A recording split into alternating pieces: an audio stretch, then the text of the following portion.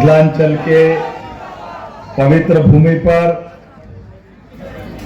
मधुबनी जिला विधानसभा में फूल अभी जिनने अपना बहुत अच्छे से विषय रखा, माननीय मंत्री उत्तर प्रदेश सरकार संजय भैया, संजय सिंह जी गंगवार, जोरदार अभिनंदन संजय भैया का करें।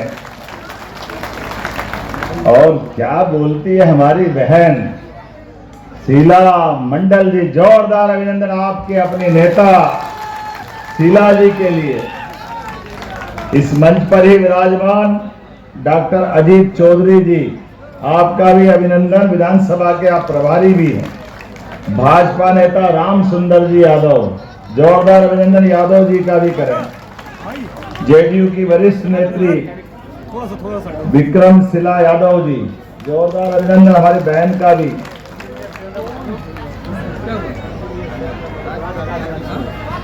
संतोष पासवान जी एलजेपी के अध्यक्ष, इस अवसर पर शैलेंद्र मंडल जी, जोरदार अभिनंदन मंडल जी का भी करें।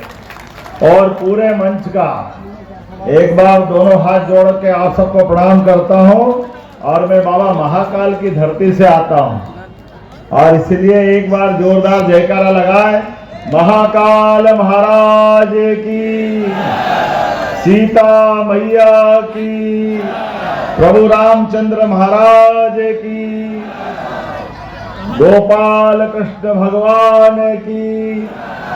आज आपके बीच फूल परास और मधुबनी जिला तो मधुबनी पेंटिंग के लिए है, पूरे दुनिया में प्रसिद्ध है मधुबनी जिला। जोरदार अभिनंदन। इतनी सुंदर क्या कलाकारी होती है अपने सब प्रकार से। और वो जो मस्तक पे लगने वाला आपका राशि पाग, ऐसा लगता है कि सोने चांदी के मुकुट फीके पड़ जाए, इतना सुंदर बनता है, वाकई अद्भुत लगता है। राजा जनक के काल, जनक की धरती पर आज जिस प्रकार का यहाँ वातावरण दिख रहा है, चुनाव में चारों तरफ से अब जिस वातावरण की हम चुनाव में बात कर रहे हैं, बड़ी संख्या में बहनें बैठी है। और मैं आपके साथ चुनाव के दरमियान बात अगर करने आया हूं, तो यहां हमारी शीला बहन जी आपकी जांची परखी, और क्या वास्तव में चूल्हे चौके से लगा करके हमारी मंत्रिमंडल की सदस्य बनने तक क्या काम करती बहन। जोरदार अभिनंदन करो। जो काम मिल जाए आपके माध्यम से इस बात की पुष्टि होती है कि बहनों को, माता बहनों को, भारतीय नारी को जो काम दो बहुत अच्छे से करती है। ये पक्की बात। ये माता बहनें हमारे लिए वास्तव में पूजनीय है। दुनिया के अंदर 200 से ज्यादा देश है, लेकिन एकमात्र देश भारत है जो अपनी माता बहनों से देश को, हमारे नवग्रह में पृथ्वी माता को मातृ सत्ता से जोड़ते हैं। यह हमारा सौभाग्य है। और इसीलिए प्रधानमंत्री नरेंद्र मोदी जी के लिए भी जोरदार अभिनंदन करो, हमारे यशस्वी प्रधानमंत्री के। धीरे धीरे करके माता बहनों के लिए कितना काम कर रहे हैं। आने वाले 2029 के बाद 33% आरक्षण बहनों को मिलने वाला है। जोरदार अभिनंदन करें। ये लोकतंत्र के अंदर सबसे बड़ा सम्मान हमारी अनुसूचित जनजाति। तो एनडीए सरकार के माध्यम से हुआ। जोरदार मोदी जी के लिए और नीतीश कुमार जी के लिए अभिनंदन करें। हमारे हर एक नायक जिसने सभी वर्गों के कल्याण के लिए काम किए, छोटे से छोटे समाज के व्यक्ति को भी जोड़ करके लोकतंत्र में सम्मान के साथ आगे खड़ा करना, ये व्यक्ति जो लंबे समय तक काम करते हैं, लेकिन बड़े दुर्भाग्य के साथ कहना पड़ेगा, कांग्रेस केवल वोट मांगती है, जमाने भर की बात करती, लेकिन जब कभी भारत रत्न का मौका आए तो अपने खानदान के अलावा कोई दिखता नहीं उनको। उनके एकमात्र खानदान, जवाहरलाल नेहरू भारत रत्न, इंदिरा गांधी भारत रत्न, बाद में राजीव गांधी वो भारत रत्न, सारे भारत रत्न घर में लाते हैं। और ये मोदी जी है जो योग्य लोग यहाँ तक पहुंचाते हैं। जोरदार अभिनंदन इस नाते से करें, गरीब से गरीब आदमी के परिवार से निकल कर जो व्यक्ति बढ़े जिसने अच्छा काम किया। और हमारे लिए तो और सौभाग्य की बात है, ये केवल एनडीए वाले कर सकते हैं, जिन्होंने हमारे भले दल के भी नहीं हो लेकिन खुद कांग्रेस के भी बड़े बड़े नेता रहे। अब प्रणब मुखर्जी आपके पास के बंगाल के थे, लेकिन बंगाल के प्रणब दा ने जितना अच्छा देश के अंदर अपना अलग अलग सरकार के माध्यम से मंत्री में काम किया, बाद में राष्ट्रपति के रूप में काम किया, उनका भी सम्मान होना चाहिए। ये केवल एनडीए वाले मोदी जी की सरकार कर सकती है। जोरदार अभिनंदन उस नाते से भी करो। सबको साथ, सबका विकास और सबका विश्वास, सबका प्रयास। जब मैं ये बात आपसे कह रहा हूं तो उसके लक्षण भी दिखाई देते हैं। अब आप बताओ, ये कांग्रेसी हाय रे कर रहे हैं, बहनों के हाथ में 10,000 तो क्या दिए, ऐसा लग रहा है इनकी जेब कट गई, छाती पीट रहे, रो रहे नाम से, तुमने तो कभी दिए नहीं। ये हमारे अपने एनडीए की सरकार नीतीश बाबू की, जोरदार अभिनंदन करो माता बहनों के लिए। और संजय भैया सही कह रहे थे, अभी तो ये 10,000 दिए, आने वाले समय में 2 लाख तक भी बहनों को देंगे, ये हमारी घोषणा की बात है। और किसानों को सम्मान निधि, सीमा पे जवान और खेत में किसान, दोनों को समान दृष्टि से देखने का भाव यशस्वी प्रधानमंत्री का है। पहली बार किसान को सम्मान निधि देकर के उसके पसीने की कीमत करने का काम, उनकी मेहनत से पूरे देश का पेट भरता है। ऐसे किसानों को प्रणाम करता हूं, आपका अभिनंदन करता हूं।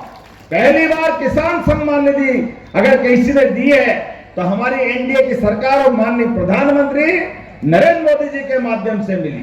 6,000 से बढ़ाकर अब तो घोषणा पत्र में 9,000 देने वाले हैं। जोरदार अभिनंदन करो, ये धीरे धीरे बढ़ता जा रहा है। और कितना सुखद संयोग है, मां सीता मैया के ननिहाल से आप सब आते हैं। हमारे लिए भी आदर का केंद्र है बिहार और ये मिथिलांचल का पूरा बेल्ट, और आज इसका आनंद तो और बढ़ गया। लेकिन कांग्रेस के लोगों को तो अपना प्रत्याशी नहीं उतारना चाहिए था, जो पाप भगवान राम के साथ किया। ये कांग्रेस के लोग माफी मांगे इस बात के लिए, जिनने सुप्रीम कोर्ट, हाई कोर्ट में शपथ पत्र लगा के कहा था, कहां भगवान राम पैदा हुए, किसने कहा, कहां कौन जन्मभूमि मानेगा, लगातार भगवान राम के मुद्दों को उलझाने का काम किया। यशस्वी प्रधानमंत्री ने सुप्रीम कोर्ट के निर्णय के बाद भगवान राम के नाम पे जब देखो तब कांग्रेस और उनके लोग दंगे कराते थे। लेकिन मुझे इस बात की प्रसन्नता है, पूरे देश ने एकजुटता के साथ, प्रधानमंत्री ने जैसे ही सुप्रीम कोर्ट का फैसला आया, धूमधाम से अयोध्या में भगवान राम का जन्म स्थान का भूमि पूजन हुआ। ये हमारे लिए सौभाग्य की बात है, क्योंकि बिहार के तो अलग रिश्ते हैं माता सीता के माध्यम से। अयोध्या, उत्तर प्रदेश, बिहार अलग दौर में जाते हैं। और उतना ही नहीं, आज भगवान राम का गगनचुंबी अगर मंदिर बन के देवालय तैयार हुआ तो ये भी प्रधानमंत्री के माध्यम से हुआ। पूरे देश में कहीं दंगे नहीं हुए, हिंदू मुसलमान सबने मिलकर के आनंद मनाया। लेकिन कांग्रेसी बताए, राहुल गांधी, प्रियंका गांधी, सोनिया गांधी, इनको भगवान राम के मंदिर में किसने दर्शन करने जाते देखा क्या? कोई गए क्या अयोध्या? ये नहीं जाने वाले हैं, ये केवल छोटी मानसिकता के हैं। इसलिए आज के इस अवसर पर हमको ये भी याद रखना पड़ेगा कि हमारे देश के जो मान बिंदु है, जिनके आधार पर देश की दुनिया में पहचान बनती है, भगवान राम और कृष्ण के नाम से पूरा देश दुनिया जानती है। दुनिया में कहीं भी भारत का आदमी जाए और वो कहे कि वो लोग पूछेगा आप कहां से आए, तो वो बताए कि मैं राम और कृष्ण की धरती से आया हूं, तो अपने आप दुनिया समझ जाती है हिंदुस्तान से आते हैं, ऐसा पवित्र देश हमारा है। लेकिन ये कांग्रेसी लगातार एक के बाद एक हमारे सनातन संस्कृति के इन मान बिंदुओं पर भी अड़चने पैदा करते आए। लेकिन माननीय प्रधानमंत्री के नेतृत्व में आज सांस्कृतिक राष्ट्रवाद के आधार पर, धार्मिक पर्यटन के माध्यम से, अरे लोगों की जिंदगी बेहतर हो सकती है। धार्मिक पर्यटन के केंद्र के माध्यम से भी हमारे जो आस्था के केंद्र है वो भव्य दिव्य तीर्थ बनना चाहिए। आनंद के साथ सारे देश के लोग आ जा सके, वो सारी व्यवस्था वहां होना चाहिए, सारे प्रबंधन करना चाहिए। इसलिए आज सौभाग्य की बात है, मैं अपने बीच जब ये आपसे बात कर रहा हूं कि भगवान राम और कृष्ण की उस धरती पर अगर अयोध्या में मंदिर बना तो उसमें सबसे बड़ा योगदान सुप्रीम कोर्ट के बाद एनडीए की सरकार का है। जोरदार अभिनंदन करें। और जब भगवान राम का मंदिर बना, काशी विश्वनाथ का भी आनंद आया। गंगा जी का संबंध बिहार से लेकर बनारस तक है। गंगा जी की इस पूरी धारा की पवित्रता में बाबा का आशीर्वाद। और जब काशी विश्वनाथ बना, मैं उज्जैन से आता हूं, 2022 के बाद उज्जैन की दशा बदली। बाबा महाकाल के महालोक के बनने के बाद पहले 30-40 लाख लोग आते थे उज्जैन, आज 7 करोड़ से ज्यादा लोग आते हैं उज्जैन में देव दर्शन करने के लिए। पूरे देश से आते हैं। आपकी भी सबकी इच्छा होगी कि नहीं होगी उज्जैन आने की? बोले महाकाल महाराज की। चुनाव के बाद आप सबको भी निमंत्रण दे रहा हूं, आप सब भी आइए दीदी, भव्य जीत के साथ एक बार उज्जैन दर्शन करने आइए। लेकिन उज्जैन की बात करते हुए जब मैं बात कर रहा हूं कि धार्मिक पर्यटन से सबका जीवन बदलता है। ठेले वाले, गाड़ी वाले, होटल वाले, कोई छोटे मोटे काम करने वाले, सबको आवागमन के आधार पर सबकी जिंदगी बदलती। ऐसे में आज यहाँ सीता माता के लिए भी माननीय प्रधानमंत्री के माध्यम से एनडीए सरकार ने घोषणा की, जहां जहां सीता मैया के धाम होंगे सबके लिए तीर्थ बनाने वाले हैं। जोरदार अभिनंदन करो ये सीता मैया के लिए भी धार्मिक पर्यटन का केंद्र बने। और उतना ही नहीं, बहुत सारे प्रकार से। लेकिन बड़े दुर्भाग्य के साथ कहना पड़े, जब हमने अयोध्या का आनंद लिया, भगवान राम का जय जयकारा लिया, आज वहां भगवान राम मुस्कुरा रहे हैं, तो भगवान गोपाल कृष्ण ने क्या बिगाड़ा? आनंद आना चाहिए कि नहीं आना चाहिए? बोलो कृष्ण कन्हैया लाल की। जब यहाँ अयोध्या में राम मुस्कुरा रहे, बाबा महाकाल के महालोक पे आनंद आया, काशी विश्वनाथ का आनंद आया, तो आने वाला समय तो हमारे मथुरा का ही है। माँ गोपाल कृष्ण मुस्कुराना चाहिए कि नहीं मुस्कुराना चाहिए? कांग्रेस की आपके दरवाजे आए तो उनसे बोलना, अब कहते नहीं राम हमारे भी है, हम भी कह रहे हैं। अरे भैया, तुमने तो अड़ंगे लगाए थे, तुम तो उनके प्रमाण पूछ रहे थे, ये सारे पाप तुम्हारे सिर पे। चलो कोई बात नहीं, वो भूल जाते हैं। आप दम से बोल दो कि हाँ मथुरा में धूमधाम से मंदिर बनाएंगे, हे दम तो बोल के बताओ। ये नहीं बोल सकते क्योंकि केवल वोट के भूखे हैं। और हमारे लिए सौभाग्य की बात है, आज मैं मिथिला में आकर के फूल परास में अपनी बहन के लिए बात कर रहा हूं।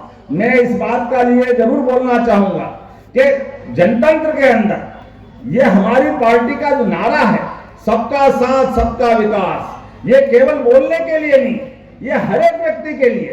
अरे हमारी पार्टी एकमात्र ऐसी पार्टी है जो किसी भी जाति समाज नहीं देखती। मुझे इस बात की प्रसन्नता है कि मैं आपके यदुवंश से आता हूं, और यदुवंश से आने के बाद भी पार्टी विधायक बनाती है, मंत्री बनाती है। ये हमारा सौभाग्य है। ये पार्टी हमारी सबको साथ लेके चलने वाली पार्टी। इसीलिए मंत्री और मुख्यमंत्री का तो सोच ही नहीं सकते, दूसरी पार्टी करके बताए, वो केवल एक परिवार से बाहर नहीं आती। और हमारी जैसी पार्टी सबको मौका देती। परमात्मा की दया से जब मैं आज आपके बीच में बात करने आया हूं, तो ये लोकतंत्र में होना चाहिए कि नहीं होना चाहिए? हर एक व्यक्ति को आगे बढ़ने का मौका, चाहे वो किसी जाति समाज का हो, ये मौका मिलना चाहिए कि नहीं मिलना चाहिए? तो हमारे बीच आज का चुनाव इसी बात का है कि एक तरफ परिवारवाद और एक तरफ राष्ट्रवाद, एक तरफ लोकतंत्र की दुहाई, लोकतंत्र के लिए चुनाव में लड़ाई लड़ने वाला मामला है, और दूसरी तरफ एक परिवार के लोग लड़ते हैं। मैं आज आपसे बात करने आया हूं, इस नाते से भी बात करता हूं कि भगवान कृष्ण का जब हमारी सरकार बनी, मेरे अपने परिवार में तो कोई मंत्री नहीं, कोई विधायक नहीं, कोई सांसद नहीं, केवल मैं भाजपा का कार्यकर्ता था। और पार्टी ने सभी काम के साथ साथ इतने बड़े राज्य का मुख्यमंत्री बना करके, ये जो परमात्मा की दया से पार्टी का विचार हमारा, तो यहाँ एनडीए का बहुत अच्छा क्या तीर छाप, और हमारी पार्टी का है फूल छाप, कमल का फूल। और ये आपका फूल परास तो डबल रिश्ता बनता है। ये फैले हुए कीचड़ में फिर कमल भी खिल रहा है देश में, तो तीर भी निशाने पे लगना चाहिए कि नहीं लगना चाहिए? तीर निशाने पे लगेगा और तीर छाप वाली बहन की जीत होगी। इसी अपेक्षा के साथ मैं हजारों किलोमीटर से आपके बीच आया हूं और आपकी सबकी आंखें बता रही है, यहाँ का उत्साह उमंग बता रहा है कि आने वाले समय में 14 तारीख को जब रिजल्ट निकलेगा तो भारी बहुमत से तीर निशाने पे लगेगा। जोरदार अभिनंदन करें अपने जीत के लिए। और आइए बहन जी, हम सब संकल्प करें, एक एक वोट जब तक हमारे पक्ष में नहीं पड़ जाए तब तक शांति से नहीं बैठेंगे। बोलो सब तैयार है? तो अपने दोनों हाथ की मुट्ठी बांधे और अपने स्थान पे खड़े हो जाए। अपने एक एक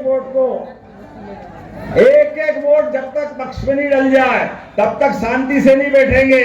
तो मेरे साथ बोले, भारत माता की, भारत माता की, भारत माता की। आपके अपने यहाँ उपस्थिति के साथ आपके भरोसे से मैं विजय माला बहन को पहना रहा हूं। बोलो सब तैयार है? तो जोरदार ताली बजा के अभिनंदन करें हमारी अपनी बहन शीला मंडल जी का।